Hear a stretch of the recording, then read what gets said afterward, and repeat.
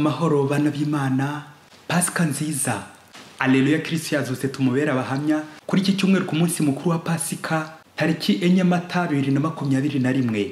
Isomo rya menyo mu gitabo cy'ibyakozwe n'intumwa umutwe wa 10 uwa 37 kugeza kwa 43.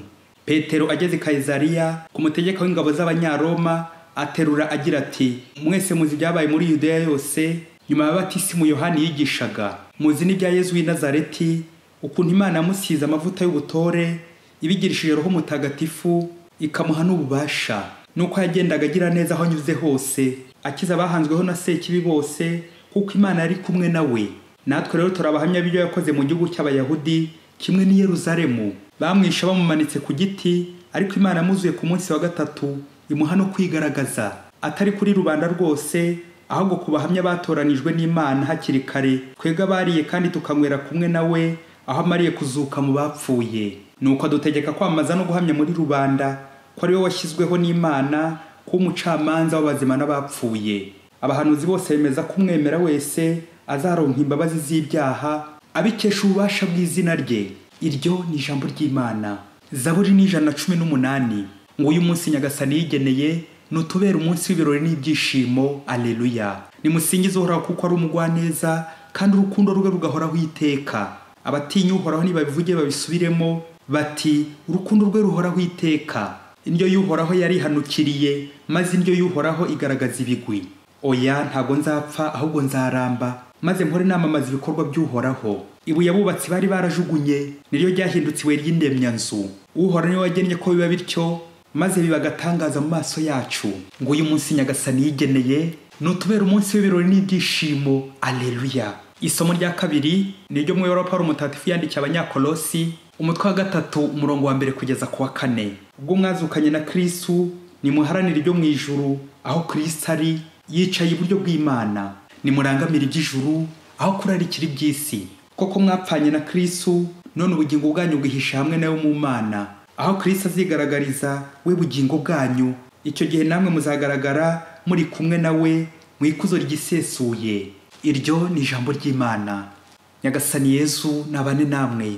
Amagambo mu Ivanjili ntagatifu Yesu Kristo uko yanditswe na Yohani umutwe wa 20 umurongo wa 1 kugeza ku wa 9. Ku wa mbere w'isabato Mariya Madalena azindukira kumva butaratandukana, asanga ibuye ryavuye kumva. Nuko yirukanka asanga Simoni Petero n'undi mwigishwa wa undi Yesu yakundaga, arababwira ati, Nyagasani bamukuye mu mva, none ntituze aho bamushyize. Petero arabadukana wa mwigishwa bajya kumva. Bombi bagenda birukanka, ariko wa mwigishwa arusha Petero amaguru, amutanga kugera kumva. Nuko arunama abona imyenda irambitse, ariko ntiyinjira mu mva. Simoni Petero mukurikiye abarahageze, yinjira mu mva, abona imyenda irambitse n'igitambaro bari bapfukishije umutwe we kitarambitse hamwe n'imyenda, ahubwo kizingiye ukwacyo ahandi hantu. Nuko wa mwigishwa wari wageze mbere kumva nawe arinjira, aritegereza maze aremera. Kugeza ubwo bari batarasobanukirwa n'ibyanditswe bivuga ko yagombaga kuzuka ava mu bapfuye. Iyo ni Ivanjili ntagatifu. Bakristo bavandimwe, nimugire Pasika nziza.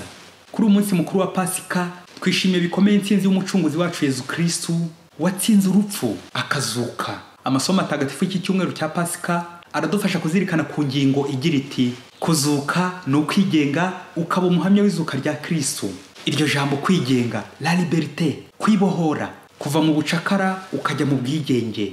Ubwigenge bukugira umugabo, le témoin, umuhamya w'izuka rya Kristo, témoin de la résurrection de Jésus-Christ. Turabifashwamo n'abanditsi batatu b'abahamya, Petero, Paulo na Yohani. Mu isomo rya mbere, Petero imbere y'abategetsi i Kayizariya arahamya izuka rya Kristo. Yagize ati, bamwisha bamumanitse ku giti cy'umusaraba, ariko Imana yamuzuye ku munsi wa gatatu imuha no kwigaragaza. Amen. Dutangazwa no kumva Petero tumaze iminsi twumva muri ubare bwa Nyagasani yihakana Yesu, ariko none haravuga ashize amanga ahamya izuka. Bigaragara ko atakiboshywe n'ubwoba, yarabohotse. Ukuri kwamuhaye kwigenga. Ukuri ni Yesu wamuhaye kwigenga. Mu isomo rya kabiri, Paulo nawe nk'intumwa yatowe na Kristo amaze kuzuka, ntatinya kudukomeza aduhamiriza ibyiza bya Kristo wazutse, ko duhamagariye kumwigana tukareka ibibi tugakora ibyiza, tugakora igikwiye. Yagize ati, ubwo mwazukanye na Kristo nimuharanire ibyo mu ijuru aho Kristo ari yicaye iburyo bw'Imana. Amen. La liberté c'est faire le bien. Ubwigenge ni ugukora neza, kuva mu kinyoma ugaharanira ubutungane, kuva mu mwijima ujya mu rumuri, ukava mu bucakara bw'icyaha, kubohoka icyaha. Naho mu ivanjiri ya Yohana araduhamiriza iby'izuka, akatwereka n'ibimenyetso bigaragara by'uko Yesu yazutse mu bapfuye koko, mu nshinge eshatu: kubona, kwemera no guhamya. Izi nshinge eshatu Yohana arazikunda kandi zikunda kugendana cyane. Bitwibutsa nk'abakristo ko iyo Yesu amaze kuduha ibimenyetso, tumaze kumubona akadukorera ibitangaza, akatwiyereka tukamubona kuri roho ndetse no ku mubiri, igikurikiraho ni ukwemera. Wamara kwemera ugahita nawe utangira kumwamamaza, ukamubera umugabo cyangwa umuhamya. Témoin de la résurrection. Izo nshinge eshatu zirahamagarana kwa Yohani: voir, croire et témoigner. Ni koko bavandimwe, uwahuye na Yesu abaho mu kuri. Nicyo kimenyetso gikomeye. Nk'uko twakomeje kubivuga, Yesu Kristo wazutse, natwe abakristo aratwiyereka. Hari icyo dusabwa ngo tuzukane nawe, kuko duhamagariwe kumwigana muri byose. Reka rero turebere hamwe ibintu bibiri bidufasha kuba mu bwigenge nk'abantu babohowe na Kristo, akabavana ku bucakara bw'icyaha. Icya mbere ni igisobanuro cya Pasika. Icya kabiri, ibimenyetso bitwemeza izuka tugomba guhamya mu kuri. Icya mbere, igisobanuro cya Pasika. Pasika ni ijambo ry'Igiheburayi Pesach, mu Kigereki Paskaha, mu Cyongereza Passover, mu Gifaransa passage, urugendo, guhita, gutambuka, kwambuka. Abaturiye ku nkombe no kuva ku nkombe ujya ku yindi, kuva mu gihugu ujya mu kindi. Turibuka Pasika y'Abayahudi, Imana irokora Abayisiraheli mu bucakara bwa Misiri ku gitugu cya Farawo, bakambuka inyanja itukura bagana igihugu cy'isezerano cya Kanahani. Tukibuka kandi na Pasika y'Abakristo. Pasika yacu abakristo ni Kristo watsinze urupfu maze akazuka. Ngeyo ya Pasika duhimbaza buri cyumweru, amayobera matagatifu yo gucungurwa kwacu. Yesu yarababaye, arapfa maze arazuka. Ubu rwose Yesu ni muzima. Iyi Pasika y'Abakristo igatwibutsa ko Yesu yadukuye mu bucakara bw'icyaha, agatujyana mu bwigenge bw'abana b'Imana. Mu Kristo rero Pasika ni ukuva mu Misiri ujya i Kanahani, ni ukuva mu bucakara bw'icyaha ugana ubutungane, ubuzima bushya bwa Kristo wazutse. Birababaje abavandimwe, hari abantu benshi shitani yaboshye n'iminyururu y'ikuzimu. Ese njyewe w'umukristo muri iki gihe cy'igisibo nari mazemo iminsi, naba naracitse ku ngeso mbi zari zaramboheye ikuzimu, mu bucakara kwa Baringa, mu bwandavure kwa Belizebuli n'ibindi byinshi byari bimboshye. Ese naba mfite imenyetso ko nakize, cyangwa ni magambo gusa yo kwishushanya inyuma nyerekana ko ndi umukristo inyuma, ariko imbere ari babiracika bari kwidegembyayo? Ikimenyetso kirihe? Yesu we rero iyaje ntavuga gusa, ahubwo agira n'ikimenyetso asiga, akaguha ikimenyetso. Ikimenyetso signum sacramentum lo signal. Ikimenyetso cya Yesu iwanjye ni ikihe? Ingingo ya kabiri, ibimenyetso by'izuka rya Kristo. Ni ibimenyetso bibiri simusiga birangiza izuka rya Kristo: imva irimo ubusa n'amabonekerwa, le tombeau vide et des apparitions. Maria Madalena azindukira kumva butaratandukana, asanga ibuye ryavuye kumva, yirukanga asanga Petero na Yohana ati: Nyagasani bamukuye mu mva. Irindi zina rya Maria Madalena mu Kilatini yitwa Apostola Apostolorum, apotre des apôtres, intumwa y'intumwa. Niwe Yesu yabonekeye bwa mbere, amutuma kuyibwira intumwa ze Petero na Yohani. Baraza nabo bamaze kubona, barabyemera, batangira no kubyemeza. Yesu yongera kubonekera abigishwa ba Emawusi, yongera kubonekera n'intumwa ze ziteranye, n'andi mabonekerwa ko Yesu yagiye agenda yigaragaza. Iyo Yesu akiri umutegetsi wo kuri iyi si, yari kubonekera bwa mbere nka Pilato, akamwishongoraho ati: dore nazutse, wimajije iki? Ariko Yesu agatwigisha kutirata, kutiyemera, kuko byose n'Imana iba yabikoze. Kutirata, kutishongora ku bantu batugiriye nabi, kuko n'ikiza twagezeho cyose burya n'Imana iba yabikoze. Ni ukubera Imana. Birababaje, hari ubwo abagabo bamwe biha gukandagira abagore, bakabatsikamira, bakababoha, bakabasuzugura, bakanabasuzuguza. Ndetse no mu izuka rya Yesu hari intumwa zimwe zavuze ko ngo ari ya magambo y'abagore. Muranyumvira ababyeyi? Ikindi kandi hari n'abagore bisuzugura kandi bakanisuzuguza, biyandarika, bitwara nabi. Ntibamenye ko Yesu yabahaye ijambo kuva kera na kare kose. Ku ikubitiro mu gucungura abantu, Imana yanyuze ku mugore Bikira Mariya. L'incarnation. None mu izuka rya Yesu, la résurrection, Yesu abonekeye bwa mbere umugore Maria Madalena. Bitwibutsa ko abagore batwaye ubuzima bushya Yesu Kristo wazutse aturonkera, anyuze kuri Bikira Mariya akanywa no kuri Mariya Madalena. Mariya Madalena wari umusambanyi kabuhariwe yewe ku rwego mpuzamahanga, none impuhwe za Yezu zamugezeho. Yezu, nanjye impuhwe zawe zangezeho. Mariya Madalena arabohotse, arazutse nawe azukanye na Yezu, none ubu ari kwigenga. Abigishwa intumwa bari baboshywe n'ubwoba, nabo babonye ikimenyetso cya Yezu wazutse, none nabo babohotse ku bwoba, bari kuvuga bashize amanga bamamaza Kristo wazutse. Ese njyewe umaze imyaka myinshi mu Kristo, buri mwaka mpimbaza Pasika nkaririmba ngo Yezu yazutse, aleluya. Narakoze inzira y'umusaraba n'indi mihango myinshi yo kwigomwa, nizere ko nanjye nazukanye na Kristo. Pasika bivuga n'ubundi la liberté, ubwigenge, gutambuka ugacagagura izo ngoyi za Sekibi, ingoyi z'ibyaha zari zikuboshye, ubundi ugasimbukira hejuru, Yezu akagusama ukaba mushya. Pasika rero ni ukwibohora. Reka nkubwire muvandimwe, nubwo wasenga bwahe, nubwo waririmba bwahe, ukibabaza bwahe, ukarambarara mu ivu, ugakora igisibo, niba hari ingeso mbi utaribohoraho, ibyo byaba bimeze nko kuba wibitse ibase y'inyanya ariko harimo urunyanya rumwe rwaboze. Bimeze nko kuba ufite stoke y'imifuka y'imiceri harimo umufuka umwe urimo uburozi. Bimeze nk'amazi meza ari mu ijerekani witeguye kuyatekesha no kuyanywa, hivanzemo umutonyi wa side. Urwo runyanya ruboze, iya side, ubwo burozi, iyo ni iminyururu y'ikuzimu. Mubyeyi, waba ukiboshywe n'iyo minyururu? Abanyarwanda bati akabuza umugabo ibara ntikaba kanini. Ako gato kagenda kakumunga buhoro buhoro buhoro buhoro, umubiri wose ukazarangira umunzwe, ugasubira mu bucakara, ukabaho mu bucakara. Umunsi umwe hirya kure muri Afurika, umugabo w'umukristo yari afite uruganda rukomeye rutunganya icyayi, nuko akagera sekreteri umunyamabanga we nyine nawe w'umukristo. Ariko uyu mugabo bosi uko bukeye akajya yongeza sekreteri we ndetse akanamutonesha cyane kurenza abandi bakozi, akamuha avantage nyinshi. Ubwo icyakurikiragaho namwe muracyumva abantu b'iki gihe, yabwiraga sekreteri we ngo baryamane. Sekreteri rero nawe yakurikirana uburyohe bw'iyo nyongezo itubutse, akanga kumuhakanira. Ariko sekreteri yagera mu rugo akarara ari ijoro ryose yibaza uburyo umugabo we mukunda cyane, none we akaba muca inyuma kubera iyo nyongezo. Biza kugeraho aza gucika intege, afata icyemezo cy'uko nibyo gusenga agiye kubishingukamo, kuko yumva bihiwe cyane, nta mahoro afite. Dore ko yamaraga gufata umugambi ko atazongera kumvira shebuja muri ibyo bimwoshya. Yajya gusenga nabwo bagahahurira na bosi, nawe aje gusenga birumvikana, baje mu misa.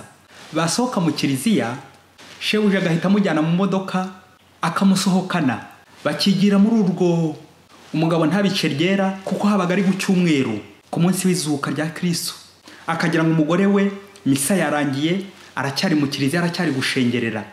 Ariko icyabazaga uyu mugore cyane ni ukubona bosi amurundaho ibifaranga byinshi, yewe akabubakira, akabarundaho ibintu n'akantu, ariko urugo rwawe ntirutera imbere.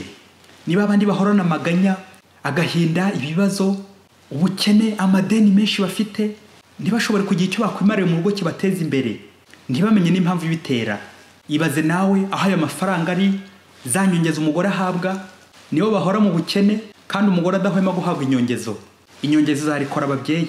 Umugore nubwo atabwiraga umugabo we ibyazanyongezo, ariko byaramushenguraga umutima, nuko yatekereza ko nareka nako kazi ndahanda azabona umugati cyangwa ibijumba by'abana, akarushaho gushengurwa. Yibaza uko azabaho mu buzima buri imbere nta kazi afite. Nyuma y'igihe kinini yarananutse, yarazogobeye, asigaye ameze nka kirida. Aza gufata umwanzuro agaruka mu kiliziya, aza gushenya nk'uko yarabimenyereye n'ubundi, aza kuririra Yezu. Dore ko nubwo yabonaga izo nyongezo rwose zikamugusha birumvikana, ariko yaranasengaga akunda gushengerera. Nuko atuje yatwawe, yumva ijambo mu mutima we muri Yohana 8:32, nuko ngo arambura Bibiliya asanga handitse ngo kandi muzamenya ukuri maze ukuri kubahe kwigenga. Amen. Wa mugore n'ibyishimo byinshi birumvikana, ntabwo ahise asobanukirwa n'ibyo Yezu amubwiye. Cyakora arebye uburyo amaze imyaka ahangayitse ari ku munigo kuri iyo ngo y'inyongezo za shebuja, yumva iryo jambo riramushimishije, ahita yumva ariyo Yezu abwiye by'umwihariko. Agisohoka mu kiliziya ahita afata icyemezo cyo gusezera ku kazi, asezera iyo nyongezo. Nuko afata inguzanyo y'amafaranga atangira kwikora ku giti cye. Gitangaje nyuma y'umwaka ari gukora ku giti cye, bari bamaze kwishyura amadeni yose bari bafite n'iyo nguzanyo bari bafashe birumvikana. Ubu bameze neza mu rugo rwabo, baratekanye, baratuje, babanye neza, barishimye kubera Imana. Babyeyi, ni mube maso, inyongezo ziraza gukora ibara muri iyi minsi. Za ruswa, gutanga ruswa ku mubiri wawe. Ese mukobwa, ari akazi, ari ubuzima bwawe, igihenze cyane ni ikihe? Igifite agaciro gakomeye ni ikihe? Ari ukuguha akazi ariko ukaba igikoresho cya bosi, igikoresho cy'ubucuruzi nyine birumvikana. Ari ukwikorera ku giti cyawe ukarya duke twineza turimo umugisha, wahita mu iki? Mu gifaransa bati la quantité chasse la qualité. Hari ubwo bwinshi bwirukana ubwiza. Umurundo w'amafaranga, za nyongezo, izo nyongezo za sekibi zikirukana ubukristo, zikazana umwijima mu rugo rwawe, mu mutima wawe, zikakugira umucakara. Sokereteri we, mbega wowe. Babyeyi, kuri iyi Pasika ya Kristo dusabira abasokereteri bose baboshywe n'iminyururu y'aba bosi babo. Wasanga nanjye hari aho ndi sokereteri, hari amagambo abiri tugomba gutandukanya. Ujye wibaza uti ndi secrétaire cyangwa ndi secrétaire. Ijambo rya mbere rivuga gushyira hanze, byumvikane ko ari ugusohora umwanda. Naho irya kabiri ni ukubika amabanga, umunyamabanga. Irya mbere twavuga ko ari nk'umunyamwanda, irya kabiri umunyamabanga. Ese mu Kristo ubitsa amabanga y'Imana nka Maria Madalena? Ufite amabanga y'izuka nka Bikira Mariya, amabanga y'ubuzima? Ubitsa amabanga ya Kristo wazutse cyangwa ubitsa amabati yo kwa shitana bomborana wowe ukibwira ko ari amabanga? Ukabika amabanga y'ibitera soni, ubwo ukaba umunyamwanderega. Amabanga yo gushyira urugo hanze, kumena amabanga y'urugo, amabanga y'inyongezo. Sokereteri ubitsa iki? Hari abasokereteri benshi batagoheka kubera ingoyi z'aba bosi babo. Wasanga nanjye ndi bosi ntsindagira abakozi banjye mu bucakara bw'icyaha, yitwaza inyongezo, inyongezo za sekibi. Bakristo, hari abantu benshi basezeye ku kazi kubera kwanga gukomeza bicuruza, bitanga. Nawe mu Kristo uze guhitamo kuri iyi Pasika, niba ukomeza kwakira izo nyongezo cyangwa niba wakwibohora ugasezera ku kazi kaguhemba umuriro wa sekibi, ubundi ukajya kwikora ku giti cyawe. Ndetse abahanga mu gushaka amafaranga bemeza ko iyo ukorera umuntu ashaka kumuteza imbere ariko we ntaguteza imbere, agahora muri umukozi wanjye arankiranye, umwana nirere yarankiranye, bosi, iryo ni ishyari, iyo ni ingo y'ubucakara. Ese mu Kristo uzemera ufata iyo nyongezo cyangwa uzakiza roho yawe? Pasika ni ukwibohora. Wibohore ku byaha, wibohore ku nyongezo y'ubugira nabi, inyongezo y'ubugome, ubugambanyi, umujinya, ishyari, ubusambo, ubusambanyi, ubusinzi. Akandirimba umuntu wamaze kuva mu byaha yateye ati shitani naguhamagara ngo usubire ku businzi, ubusambo, ubusambanyi, uzamusubiza uti iyo nimero ntishoboye kuboneka. Bose naguhamagara ngo musubire muri bya bindi bigusubiza ku bucakara, bose naguhamagara ngo guha inyongezo, uzamusubiza uti iyo nimero ntishoboye kuboneka. Cika ku byaha byo kwambura abandi nk'uko Yesu bamwambuye bakamwambika ubusa. Wikwambura abandi ubusa. Wibohore ku buriganya n'izindi ngeso mbi zose zigusubiza mu mva. Wibohore ku bashefu, abakoresha, abayobozi bakuyobora kwa sekibi. Wibohore ku nyongezo za sekibi zose. Nawe ube sokereteri wa Yesu, ubika amabanga ya Yesu, umunyamabanga wa Yesu, inkoramutima ya Yesu. Ukuri kuzampa kuba mu bwigenge. Yesu yazutse, Yesu ni muzima. Aleluya, aleluya. Mwese mbifurije kuzagira Pasika nziza. Imana ibahe imigisha n'amahoro, kubw'izina ry'Imana Data na Mwana na Roho Mutagatifu. Amen. Padiri Masumbuko Ladislas wa Diocese ya Cyangugu.